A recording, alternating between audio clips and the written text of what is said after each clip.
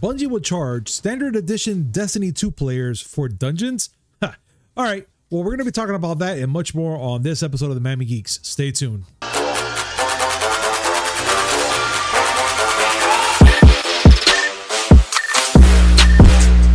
Yo, yo, yo, what's up, everybody? Welcome to a brand new episode of the Miami Geeks Weekly Updates, brought to you by digitalcracknetwork.com. I'm your host, Punisher305, and with me as always, old school gaming specialist, Uncle Willie. Let's get to the news. I'm burning to just yell today. Fine. All right, let's get down to it, guys. So let's talk about what's going on right now with Bungie and other nonsense, too. So Bungie will charge standard edition Destiny 2 players for dungeons on top of microtransactions and season passes. Okay, Willie, I have not played Destiny 2 in a long time, and I'm pretty sure you probably caught up with some of this news. So it looks like Bungie is removing the entire Forsaken King expansion on February 22nd, 2022 as part of its regularly scheduled program, of course, right? Why not? But now we're getting this whole thing that the standard edition customers will now be coming with the Witch Queen expansion, won't be gaining any access to the game dungeons. What's going on here, Willie? Okay, first, Forsaken King was one of the more popular expansions. The fact that Bungie is removing it, it sucks, but they do that because they vault certain things to try to keep the game fresh and not to have so much stuff on there. All right, you know, that sucks for people who really enjoyed the expansion, but par for the course. Now, the big one is, with the upcoming Witch Queen expansion, they are kind of making it a tiered setup, where people who buy the deluxe edition get everything. But people with the standard edition are limited. The way they're setting it up is there's going to be 2 dungeons that will be added with Witch Queen, and the people who get the deluxe edition will have it included as you know, part of their game. Okay. Standard edition can upgrade to deluxe edition to get access to the dungeons, but if you do not buy the deluxe edition, you will have to pay to be able to access the dungeons. For those of you who were hoping that Bungie would be better after they left Activision, they got worse. Jesus Christ. I mean, so, yeah. I'm gonna be honest, that's just horrible, dude. It's just like they say, you know, here in Miami, de Guatemala, Guatapeon. I mean, Jesus Christ, man, it's horrible. But you know what, man? It's fine and dandy, but I'm kind of curious now for all Destiny 2 players out there. What do you guys think about this news? I'm pretty sure you're not going to be happy, but I would love to hear your thoughts about it. So comment down below. Let's start a conversation. And also in news, God of War PC version is coming in January. Yes, ladies and gentlemen, the 2018 God of War is headed to PC this January. And I'm pretty excited. It's going to come out on January 14th. So it's going to go through Steam. Sony announced it follows several of the company's other high-profile PlayStation exclusives eventually releasing on the platform. So I guess they're going to look at see how they're going to be doing God of War, and after that they might release some more stuff out there, which that's pretty cool, I guess, right, Willie? Yeah, I've said this before. Sony, yes, these are titles that are exclusive to their consoles for the most part, but them deciding to take these titles and branch them off to PC, go for it. Yeah, why not? I'm of the mentality that once you have exhausted all the options for selling your game on a platform, you should more than as soon as possible try to see if you can port it to another platform where you can get some extra revenue in. I agree. Like this is a game from 2018. I think still great. Almost 4 years later is more than enough time for you to say, okay, no one's going to buy it on PS4 anymore. Let's go ahead and see if we can get some money on PC. Definitely, dude. But what I'm really curious about, Willie, I want to see how it looks on PC. Yes, we saw it on PS4 Pro. We've seen it on the PS5. I want to see what it looks like on a good, high-powered PC with all the bells and whistles. Well, we're going to find out. They said that they want to make sure that the game has, the game looks good in true 4K and unlocked frame rates. So all you 4K 144 people out there are going to be able to show some really pretty shit. Yeah, and if anything, share with us. We would love to share that as well. So that's going to be awesome to watch. No mention on ray tracing, but they do say it's going to offer full integration with NVIDIA's DLSS, which upscales an image so that it can play at higher resolutions without eating too much resources. So it'll be rendered at 1440, but upscaled to 4K, and it'll look freaking dope. Pretty 4K. I want to see this now. I actually want to see this, but we're gonna see when this comes out. I'm all in for it. So let's continue on, guys. So, okay, Willie, this is more your area. It's about WoW. So WoW character renamed after fucking 2007 Cocksucker video resurfaced. I have no idea what the hell they're talking about. Like none. And right now it says a World of Warcraft character named George the Corpse. What? The Corpse Grinder? Yes, sir. Am I really? That is absolutely correct. Named after the Cannibal Corpse frontman George Corpse Grinder Fisher, has its name changed as Blizzard continues climbing through the archives and finding references in the game that, you know, yeah, fuck it. I don't care. This is WoW. I don't really understand it, but fuck it. So in 2021, maybe aren't as cool as they used to be. So Willie, are they just purposely going out there and changing everyone's name now? No, there's a method to their madness, and people are pretty upset with the method.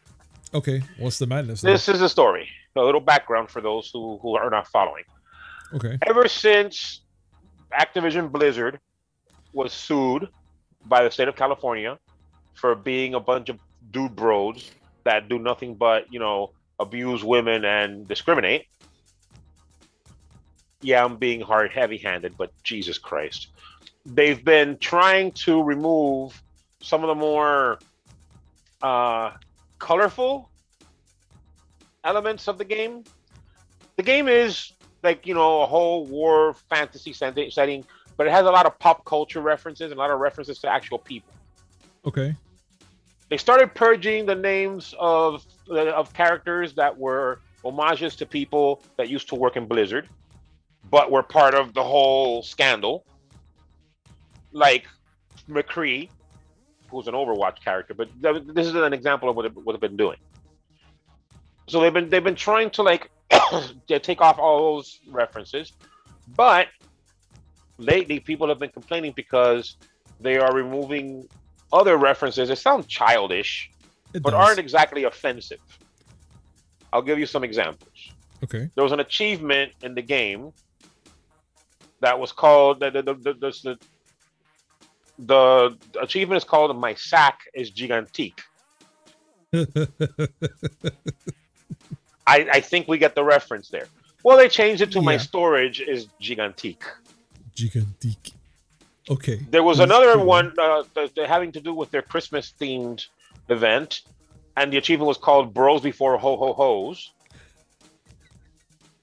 The fact that they're making you laugh, it speaks to how childish these things are. Well, now they changed it to Holiday Bromance. Wow. Whatever. It's, you know, whatever. That's their way of censoring. Well, in this particular case, they named an orc George the Corpse Grinder because George Fisher, the frontman for Cannibal Corpse, was a very big fan of the game. Okay. We do it every once in a while, you know, like I said, pop culture. Well, a 2000 video surfaced where George is talking about how much he loves World of Warcraft. Okay. Seriously. He talks about, this is a direct quote. I've got 4 accounts at level 70. I'm not fucking playing, man. WoW is fucking life for me. Jesus. So he's a fan. But later on, he gets a little offensive. And I'm quoting here, folks. This is not me talking. I'm quoting here. I don't play no fucking homo alliance either. Fuck the alliance. Fucking die, you emo cocksuckers. The fact that my main is alliance is not related. But that video resurfaced, and as a result, Blizzard decided, you know what? We're going to change the character's name. And now the character is not named George the Corpse Grinder. Now he's called Annihilator Greklor. Okay. Wow, bro. I can't. Now, this is just now stupid. I understand the reason why they're doing some of these changes. Yeah. Yeah, okay. They're changing the McCree one was a very controversial one. But changing to a character in a zone that were named after confirmed douchebag Alex Afrasiabi, yeah, no one's going to get bent out of shape over that. But there's an argument to be made that maybe they're getting a little out of hand with the changes. But hey, it's their game. It's their prerogative to make these changes. It's true. Very true. I mean, yeah, I mean, you know, whatever, dude. It's their game. They can do whatever the fuck they want. I don't blame them. But at the same time, like, fuck. Like, to change something that was that old, I would have been like, I don't know. I just personally think it was just kind of a waste of time. But whatever, dude. Well, to each their own. They did what they had to do. You know what I'm saying? No, I get it. And truthfully, I don't take it as hard as a lot of other people may. Because, you know, unless they go and change something like hugely lore related. Yeah. Like, yeah, changing the name McCree in Overwatch, that's a big deal.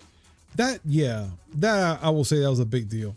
I totally agree with you there. But changing the name of some character that I've never interacted with before, because like I said, my main is Alliance. Yeah. And I'm not as bent out of shape over that. I got you. But you know what, man? It's all good and dandy. I mean, if they did it, they did it. There's nothing they could do about it anyway. So that's it. We can't change it now to anything what it was before. So fuck it. We just have to write with it.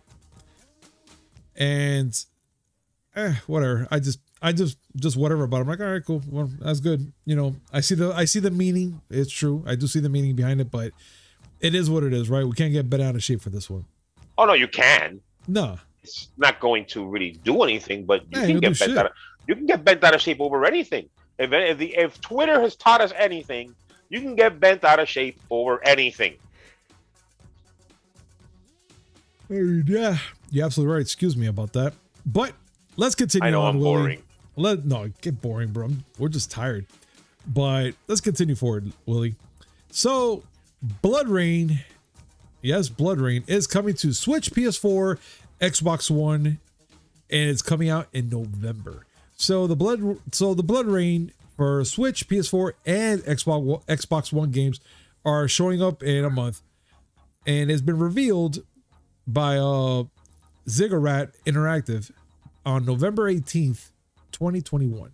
That's actually pretty cool. I thought that franchise was okay. I remember seeing some of the gameplay of that game. I just remember seeing the movie, and that was the worst thing I did in my life.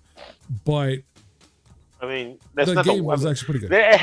It had one positive thing, and that is Persona Loken. That's it. Okay, yeah. See, that's all. But we're going to be getting BloodRayne revamped and BloodRayne 2 revamped, and it's all going to be, you know, coming out soon on November 18th. So the following digital debut, physical copies will appear. Limited run games will handle the retail for PS4, Switch discs, and cartridges. So yeah, so y'all be ready about that. I'm not. Well, yeah. Well, you're not gonna jump on this shit, are you? I don't know. I'm glad that physical copies are coming out. Mm-hmm. I'm not too happy that Limited Run is handling them. Nothing against Limited Run. They do really good work. Yeah. I have quite a few of their games. It's just that it becomes such a race to get them before the scalpers do. And there's limited time windows. You know, I don't want to buy something right away sometimes. I want to, marinate. Just, and I'd like to have money to do it. Yeah. So knowing that it's going to be, I like money. Knowing that it's going to be limited run means that I know that I have a limited window to buy this. Yes. And it also means that, well, thank goodness I'm not an Xbox fanboy, because I'm not a fanboy of anything. But if I were, I'd be very upset, because I would only be able to buy it digital for some obscure reason that I'm pretty sure I read once upon a time. Mm-hmm. You never see Xbox releases of limited run games. I think they're right. PlayStation and Switch, you will see a Genesis cartridge of a game before you see an Xbox One version. And that's not a lie. And no, I think you're right. That's why I kept thinking. I'm like, have I seen anything for Xbox pop out of limited runs? But I may have seen one or two games pop up for Xbox One. I'm sure that I think I read somewhere it has something to do with the way Microsoft licenses print runs. Okay. I don't know. Whatever it is, it's bullshit, and they need to stop that. All right, fine. And I hear you on that. But Willie, I want to really pick your brain on this one, on this next topic, which is Sony patents. What? I hope I have enough brain. Oh, you're going to have plenty of brain for this one. You might even burn it out. So Sony patents let viewers vote and pay to boot players from games. Yeah. You okay there? I saw that, yes. Okay. This was an interesting one. So in 2020, Sony filed a patent. Sorry, I'm everywhere today. For allowing live stream spectators and participants to remove players from the game. So yesterday, the United States Patent and Trademark Office approved the patent, which you can read pretty much here on the link we're going to have down below, so you can check it out. So just besides removing an unskilled player, you can remove a spectator or anybody just fucking in the game. I mean, I would like to remove the cheaters over anybody that's a real good player or unskilled player. I like to have those around. Let them have the fun. But if we're going to be sitting here and we're going to pay to remove or boot a player that's actually pretty good without no cheats or whatever, that's kind of a dick move, just thinking about it. Another episode of let's find ways to make money from idiots. I mean, it's true, though.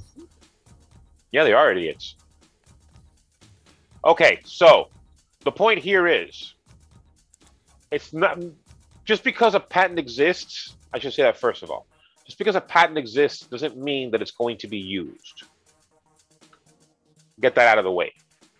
But Sony has made a patent that will allow players to vote on whether or not a certain player should stay in game.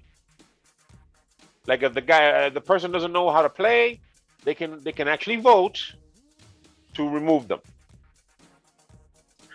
I sort of kind of can see the logic behind that. Sometimes a live stream is ruined by one person who's either griefing or just doesn't know what the fuck they're doing. Yeah. And so booting them might actually improve it. Okay, fine. The part that I have a problem with is allowing spectators to pay money to just insta-boot somebody. Yeah. I mean, considering how toxic Twitch is to begin with, why would you want to give somebody a reason to be more toxic and to throw money at the problem? Now, I repeat, just because this exists doesn't mean that Sony is going to implement it. This could be a thing where they're just trying to get a patent out so that if someone else comes up with the idea, Sony can say, oh yeah, but we patented it, so you got to pay us licensing. Mind you, and I say that because anything that would cause this patent to work would have to work on a platform like Twitch, which is not owned by Sony. Yeah. Yeah, people live stream on PlayStation, and it's possible that they can go ahead and implement that in their platform. But Twitch is the dominant platform for live streaming now. As it is, yeah. Yeah, and you can make a case for YouTube, maybe Facebook if you're being turbo generous. Okay. All right. Well, that's fine. Now, Willie, I have a question for you. Shoot. Well, not even much of a question. I do apologize. More like a thought. Did you know that Sora, Sora in Smash was something that Sakurai really wanted to add a long time ago before adding him now? Well, I knew that he wanted to. Okay.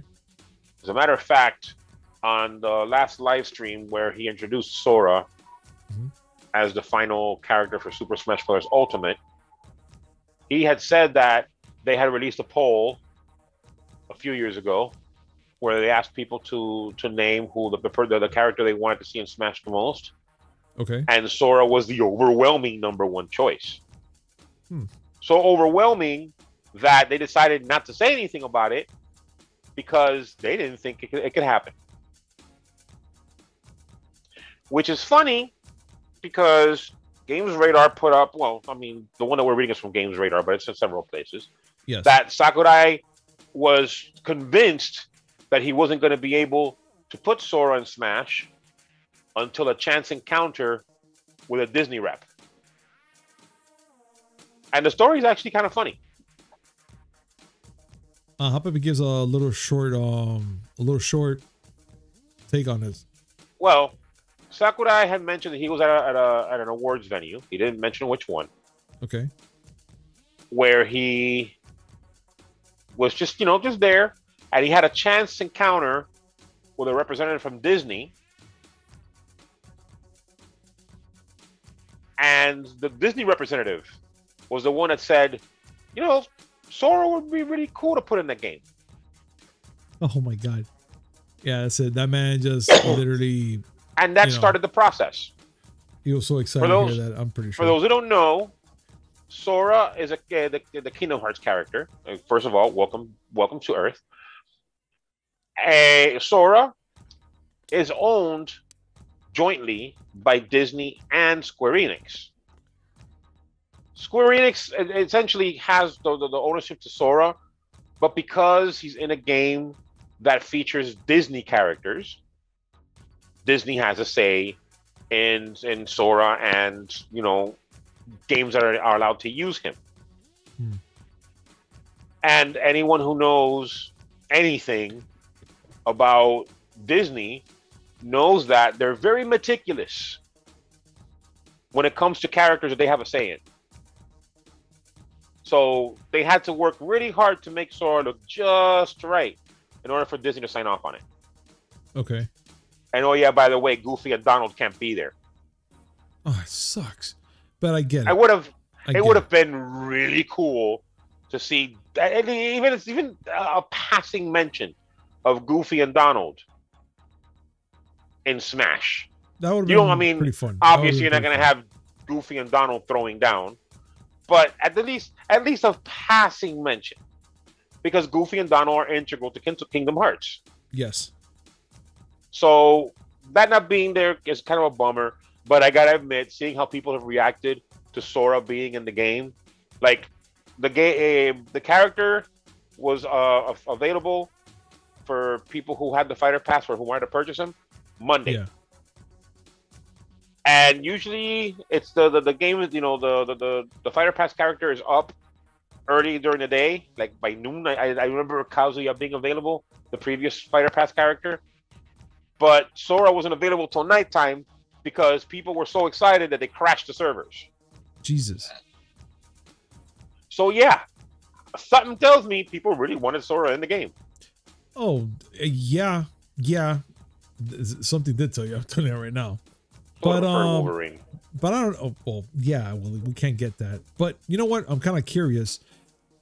for our fans out there, what would you guys chosen if it wasn't Sora? I mean, Willie already chosen Sub-Zero and Wolverine, but what would you guys have chosen to have in there in Smash? Comment down below. I saw people suggest Dante, Master Chief, Ryu Hayabusa. So yeah. I would love to see all that shit. You know me. I'd like to see one game just throw everything in there. That'd be actually that game exists. Video game. That game exists actually. What's it called? It's actually not a game. It's a fighting game engine. I don't know if you remember. I tried to set it up once upon a time. It's called Mugen. I think I remember that. You can add like all the characters, like even Homer Simpson fighting Goku. Yeah, I remember now. Mugen's a fighting game engine for PC, and it's community supported. That means that just about every character you can think of can be in a fighting game. You can have. I actually saw a picture where Cartman and Shonuff were fighting Peter Griffin, Homer Simpson, and Sonic. Jeez. So I remember those things. That was fun. So if you, ladies and gentlemen, if you want to have your own Super Smash Brothers, get a PC, download Mugen, and just have fun. Yeah.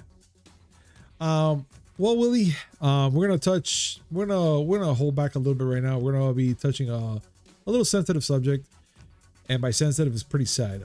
Dragon Ball voice actor Chris Ayres dies at the age of 56. So, for those that don't know, Chris Ayres, he perhaps best known for playing Frieza, the English language version voice actor, passed away. And that was today. Yeah, today is when we got the news. Just out of curiosity, Willie, do you know why he passed away? I don't have any information on cause of death, but he was diagnosed with a bad obstructive pulmonary disease back in 2017, and he needed to have a double lung transplant for that. But either way, it's sad. He was the voice of Frieza. For those of you who remember Dragon Ball Z Kai and Dragon Ball Super, he was the voice. He had taken over like 12 years ago, and he was the voice that people now recognize as Frieza. He also did other things. He was in Sengoku Basara and Gantz, which are anime titles that I'm sure you never heard of until right now. Not even close. But he had quite a career in voice acting for anime, and it's sad to see him pass so young, 56 years old. 56. That's still pretty young, man. Yeah. And yeah, man. So to the family out there, whoever knows him or anything, our condolences to you and your family. And don't worry, he's in a better place. And yeah, again, we're sorry to hear this news. But let's continue on. We're going to do this now for him because this part I'm actually kind of confused about, Willie. And it's One Piece episode 1000 teaser celebrates the long journey. I didn't know there was an anime that lasted that long with 1000 episodes. Hell, we talked about Dragon Ball Z and it didn't even compare to 1000 episodes. They even got close to it. As a matter of fact, we did the calculations, and the total number of Dragon Ball episodes for the entire series. I'm talking about Dragon Ball, Dragon Ball Z, Dragon Ball GT, Dragon Ball Super, Dragon Ball Kai. Yep. Dragon Ball Z Kai.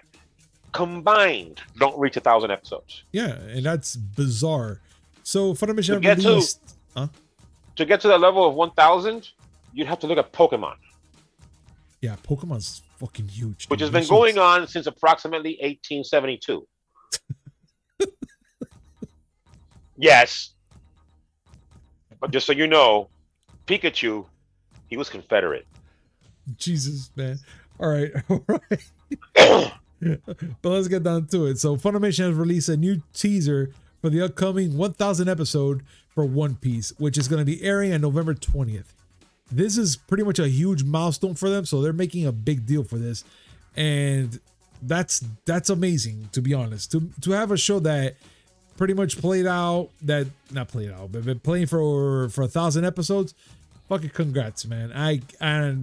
I want to see it. I actually like some of the stories from One Piece to the point where I catch it every once in a while, and I kind of sit there and watch it. It's actually pretty good. I like that story.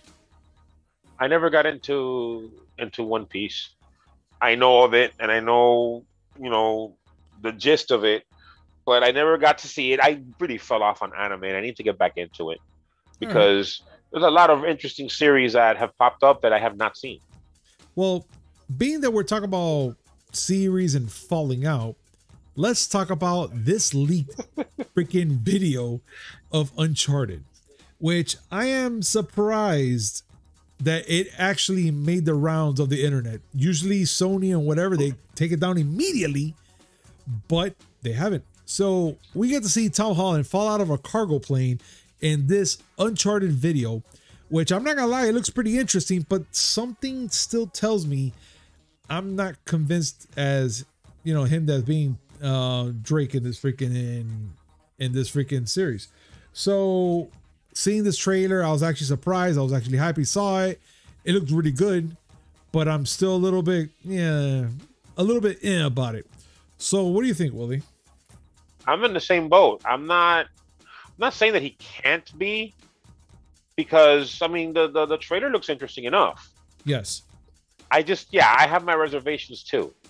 I sort of kind of see it. We'll have to see more, and it's not fair to speculate so harshly on such a small piece. Well, you're absolutely right. We saw.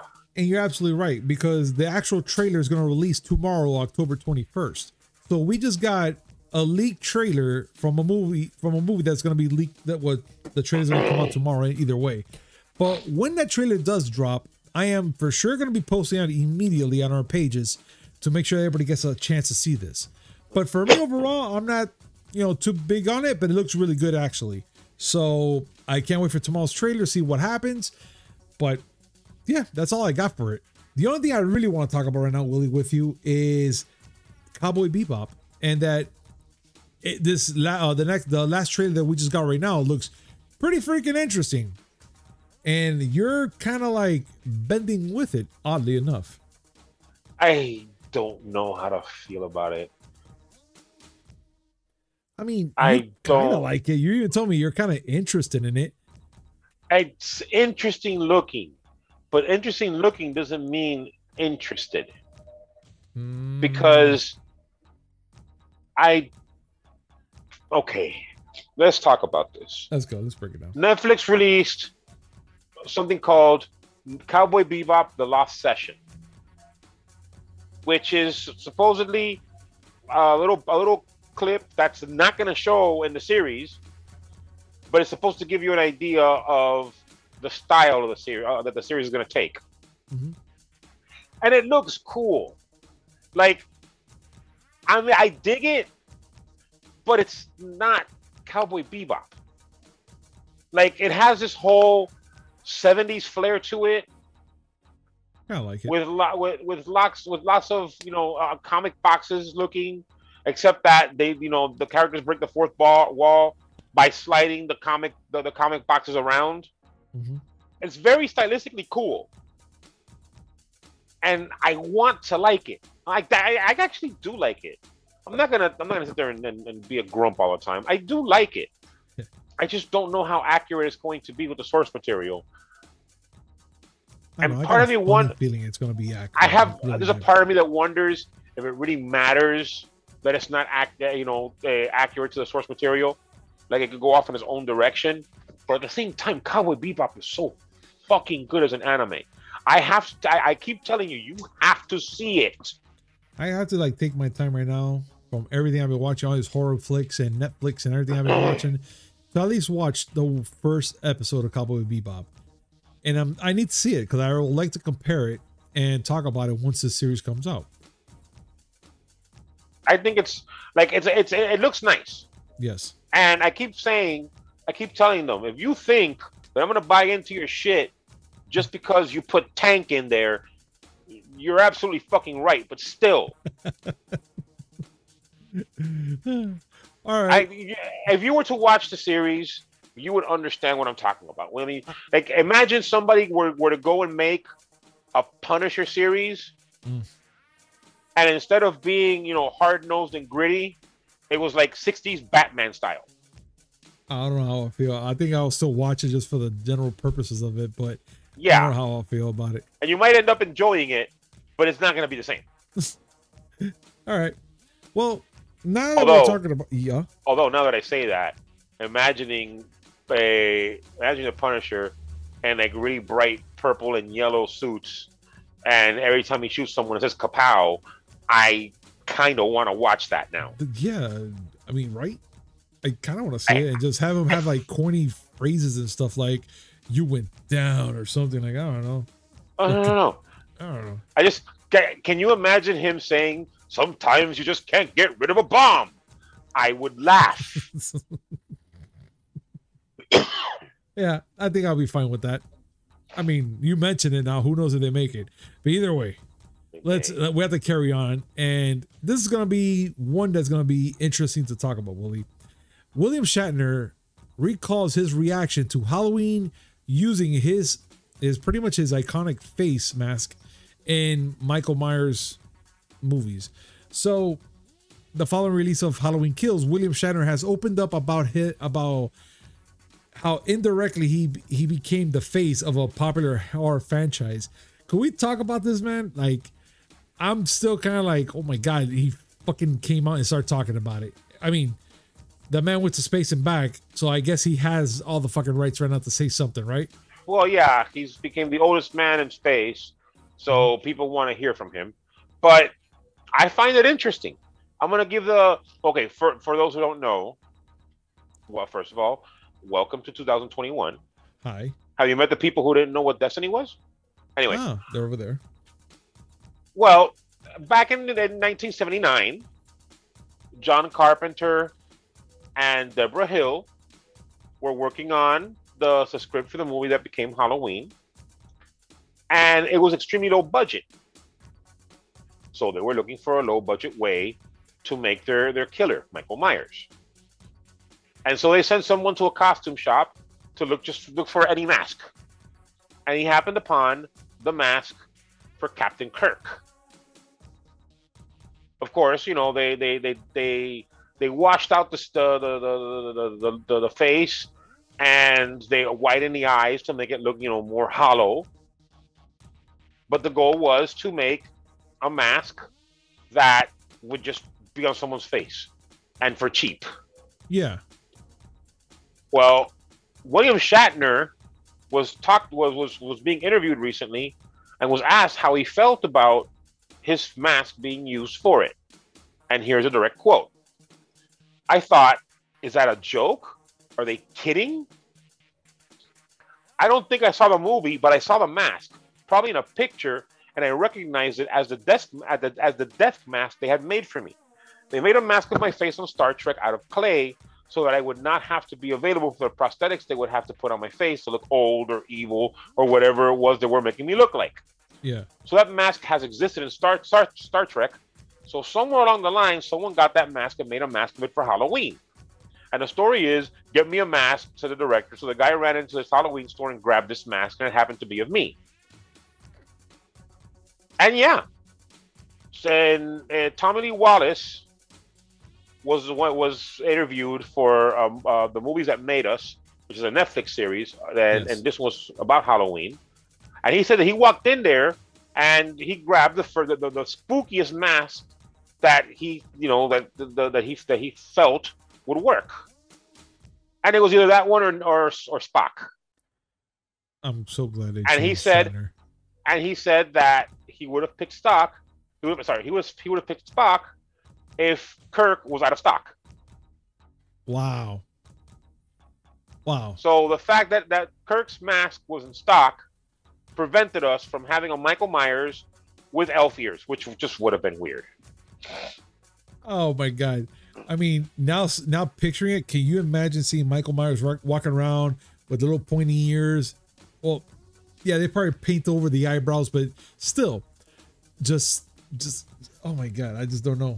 I don't know how I feel. I would have been laughing. I don't know, probably die while laughing. Stab me more. And just it could have been worse. How worse? When Rob Zombie remade Halloween. Okay, Could you imagine if Michael Myers would have had a Mike Myers mask? Oh God, no! Like, Stop. can you imagine? Can you imagine Michael Myers from Halloween looking like Wayne or Austin Powers? Which, by the way, speaking of Austin Powers, do you want to talk about it or should I? Please, you can go on ahead. Okay, Punisher sent me a video earlier. Yep. Of Austin Powers in Mass Effect, and I gotta say, it's brilliant. I'm actually. I don't know. I don't know that we could. Yeah, you play it in the background. Yeah. Can't put the music because Quincy Jones and copyright and whatnot. Yeah. But oh my God, it is brilliant. Listen, brilliant. Mike Myers flirting with all the female characters, including FemShep. Sometimes you have to see something to realize it's genius. Yep. That thing is genius. It's amazing. I'm telling you right now. Like, ladies and gentlemen, enjoy this, but please go down to the descriptions, click the link to yourself and watch it. It's just 10 times better. Oh, I have to tell you. It's amazing. Ah, my God. But well, Willie, we did it. We made it to the end. And I gotta say thank you to everybody that's watching. And for I gotta say just thank you in general, because I don't know, I have nothing in me to say anything else, just thank you. But the only thing I can tell you guys is, again, make sure to hit like, comment, subscribe to us. Make sure you hit that notification button just so we come with some amazing news, which is 3 times a week. We can't go wrong. Mondays, Wednesday, and Friday, and a little something in between. And of course, you're gonna get us and all of our antics. But guys, thank you so much for watching us, and we'll see you next time. Peace. Ah.